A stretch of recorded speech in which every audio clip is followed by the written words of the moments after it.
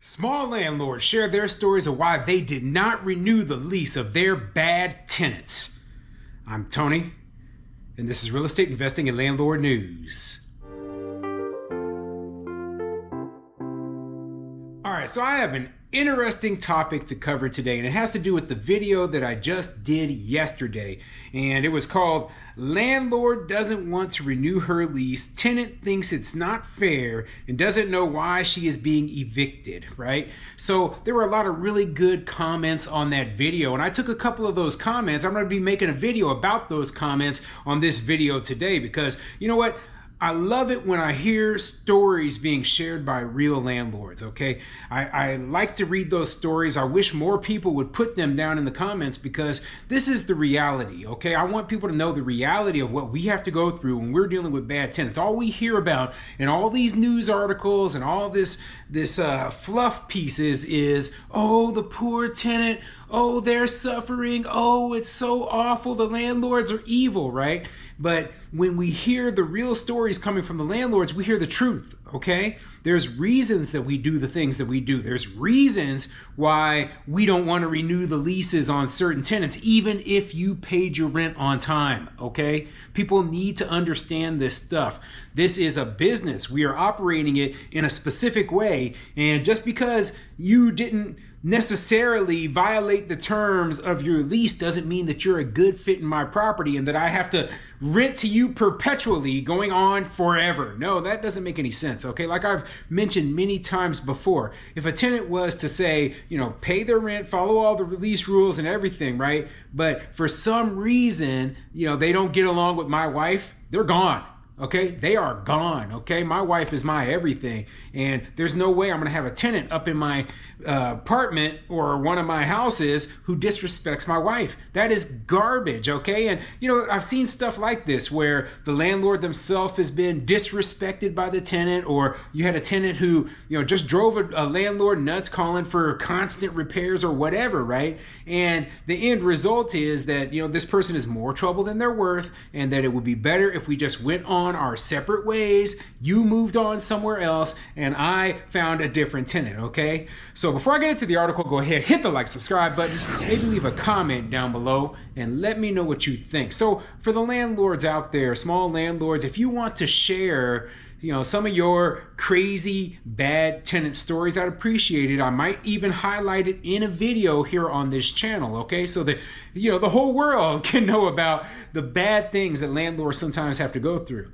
And I'm gonna start, you know, going through my comments more often and capturing these stories so that people can have just a small feeling of what we're actually going through. And this is really, you know, the other landlords, we already know this stuff. We already know that this kind of stuff happens, but this is for the tenants out there. There are a lot of tenants out there. There are people who are thinking about investing in real estate, and they should be informed of what it's really like because, you know, there's no people out there talking about this sort of stuff. So anyway, let's get into the first one of the comments in, you know, that I came across that I thought would be interesting for this video. Okay, so this comment is coming from a user called MapleAF6672. Okay, and I'm gonna just read the comment, and I'm gonna just tell you my thoughts of what this person is saying as we go through it. I had a middle-aged woman with grown kids and grandkids who should have been old enough to know better. I didn't renew it after it went month to month. She was uncooperative, broke rules, tried to make her own rules, tried to get the good tenants in trouble, hearing things, moved her estranged husband in, paid the rent late twice in a row, reported fluff incidents, a bee got into the unit, yet we had one major issue that she failed to report in a timely manner, and it could have caused damage to the property. She held over for 11 days and left a bunch of junk, full fridge of food, etc. So yeah, this is prime example of what I'm talking about right here. Okay, we have a person, yeah, they're paying the rent, they're paying it late, but they're paying it. Okay, so paid the rent late twice, right? So remember, we have to make our mortgage payment every single month. We have to make our insurance payment. We have to pay all of our vendors, all the utilities, everything, every single month on time. So when we don't get paid by the tenant, it makes it much more difficult for us to do that. And so that is a big no-no there. But then violation of the lease terms on top of that, right? So moving her estranged husband in, reporting a little fluff. Like the tenants who bother you the most are the ones who drive you crazy, okay? The ones who call you all the time for every single little thing, okay? You can replace that light bulb on your own. You don't need the landlord to come by and replace that light bulb. Oh, you done locked yourself out again. Listen, like a responsible adult, if they get locked out of their house, it's ridiculous. It doesn't happen. But, this is the kind of stuff that will just drive a landlord nuts, And then, of course, like when they finally do move out, the place is trashed. Yeah, I mean, it's pretty obvious that this sort of thing is going to happen. I mean, with certain tenants, but man, I mean, I've gone through this sort of situation before, and I have a tenant who actually is in one of my units right now, right? And I can't wait till their lease expires because it's not being renewed. This is in a blue area where good cause is just around the corner. Screen, screen, and screen again. Looking back, the one red flag is that she asked me to print out the application instead of figuring out how to do it electronically. If anyone asks you to bend the rules, make exceptions, nope. Yeah, and that's great advice right there. So for Maple AF6672 just made, okay? Never bend the rules, okay? If they're asking to bend the rules, especially when they're just applying to rent the place, you already know that they're gonna have trouble, okay? You're gonna have trouble with this person if they move into your property.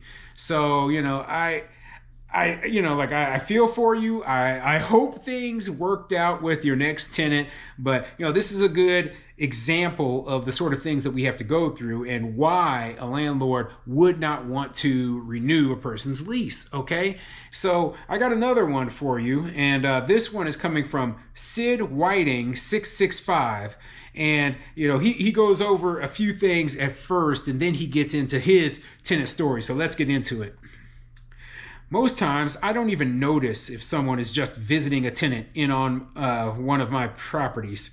If I notice visitors, that means several things. 1, they've been there a while, usually several months. 2, they're doing something that isn't allowed, like parking on the lawn or taking other tenants' parking.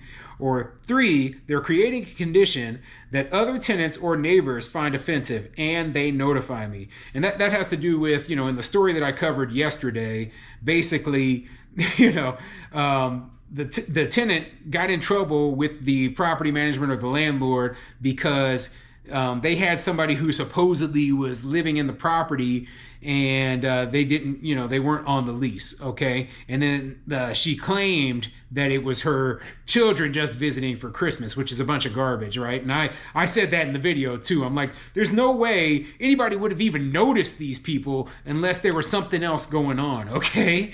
But anyway, all of the above are lease violations. I'm good to evict for any of them, but they are harder to prove in a court of law. Therefore, non-renewal is the easiest, least expensive option for me.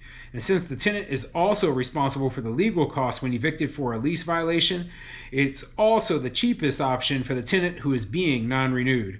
And I'm assuming that the property owners in the story that I covered yesterday, that is exactly why they didn't renew the lease, okay? So like he said, it is hard to prove, these things, and they tried and they failed, right? And I'm sure that the free lawyers that they provided this tenant were part of the reason they failed. So, the backup plan to that is non-renewal, which is what they did, and they don't have to give any sort of reason or explanation for why they decided not to renew. I've been a landlord since 2005. And I've only ever non-renewed one lease. The gal called me constantly for every little thing and would make passive-aggressive comments whenever I didn't do exactly what she wanted right away. One winter, she kept complaining that her unit wasn't warm enough, even though I'd gone over there and measured the temperature of her unit. It was a steady 72 degrees in the depths of winter. So she told me she was going to use her cook stove to heat the unit more. I told her absolutely not. That is dangerous, and it also wears out the oven. Cook stoves are not designed to be used as heat stoves. She told me she was going to do it anyway. I went over that evening and handed her a non-renewal notice on the spot. So once again, right, and this is a common thing that you're going to see in these stories, right, where the person and the landlord, right, they are, just, they don't get along, whether the person is paying the rent or not. If you don't get along with your tenant, I mean, this is, we're not, I don't believe in the whole thing where they say, well, the customer is always right. The aggravation alone makes it where, you know what, it's not worth dealing with certain customers. There's more customers than we can count right now, at least, okay? We've got more people who want to rent our units than there are units available. So we're in a position where we can say to ourselves, hey, we can be picky. If somebody and I do not get along, I am not going to renew their lease. I am not going to just sit here and have this person up in my unit who I don't get along with just because they pay. I'm not that desperate. I'm not that desperate. Most landlords are not that desperate. And, it's just one of those things. That's why, I always recommend the tenants, right? Be very kind, be very courteous, and very respectful to your landlord, okay? Regardless of how they treat you. If the landlord treats you like garbage and you reply by treating them like garbage, right? Well, it's only going to turn out negative for you. I mean, keep in mind, they control your housing. So the best thing to do, if you have one of the very, very few landlords who is not doing things, up to snuff, the best thing you can do is leave. Okay, that's the very best thing you can do. Go find somewhere else to live because it's not going to work out in the long run. I don't care if you're in a rent control state with strong tenant rights or not. That landlord is going to be doing everything possible to get rid of you. So, that's just a warning out there, okay? Don't think for 1 second that you have some sort of control. You don't, okay? You don't own the property. If you want that sort of control, you have to buy your own place. But anyway, let me finish reading this comment. When she left, her unit was filthy with dog and cat pee everywhere. Lots of trash left behind too. We had to rip out all the carpets and replace with vinyl flooring. Not a good tenant at all. So yeah, one of the common things that I'm seeing here, right, when I read these stories is not only did you not get along with this tenant and, even though the tenant paid, right, the tenant was paying the rent every month, right, but they also kind of trashed your property. And so when I read, and the reason I bring this up, this is important, right? So a lot of states, as I've mentioned before, are passing these good cause or just cause or for cause eviction laws, right? And they're saying that landlords will need a good cause in order to remove a tenant, to end their lease.